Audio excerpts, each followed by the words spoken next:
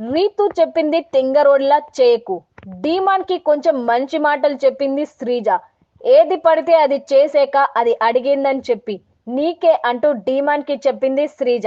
కళ్యాణ్ గాడు చేసేస్తాడు తింగరోడు అని డీమాన్ అంటే నువ్వు చేసేస్తావు తింగరోడిలాగా. అయ్యో పాపం ఇది పాపం అని చేయకు. ఏదో ఒక టాస్క్ ఇవ్వచ్చు, ఏం లేదింకా అవ్వకపోతే. రే నీ కెప్టెన్సీకి నేను చాలా హెల్ప్ చేశాను కదరా, నువ్వు నా కెప్టెన్సీకి హెల్ప్ చేయరా, అది ఇది అంటది. చేసావా మామూలుగా ఉండదు చెప్తున్నా అంటూ డీమన్ కి సరదాగా ఒకటి పీకి మరీ వార్నింగ్ ఇచ్చింది శ్రీజ.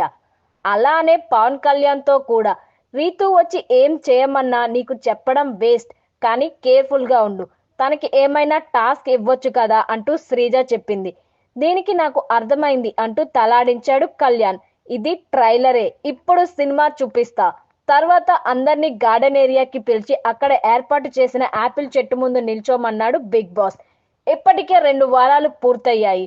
ఈ 2 వారాలుగా నేను నా ఇంట్లో మీ ఆటలు, మీ నవ్వులు, మీ గొడవలు అన్నింటినీ గమనిస్తున్నాను. ఈ సీజన్ మొదట్లోనే నేను మాటిచ్చాను, కేవలం కృష్ణుడిలా పక్క నుండి మీకు దారి చూపడమే కాదు, అర్జునుడిలా రణరంగంలోకి దిగుతానని. ఇప్పుడు సమయం ఆసన్నమైంది. నేనే స్వయంగా రంగంలోకి దిగి ఆటని నా చేతుల్లోకి తీసుకోబోతున్నాను. శనివారం నాగార్జునతో మీకు ఎదురైన అనుభవం కేవలం ఒక చిన్న ట్రైలర్ మాత్రమే, కానీ అసలు సినిమా ఎలా ఉండబోతుందో ఈ రాబోయే వారం నేను మీకు చూపిస్తాను అంటూ బిగ్ బాస్ చెప్పాడు.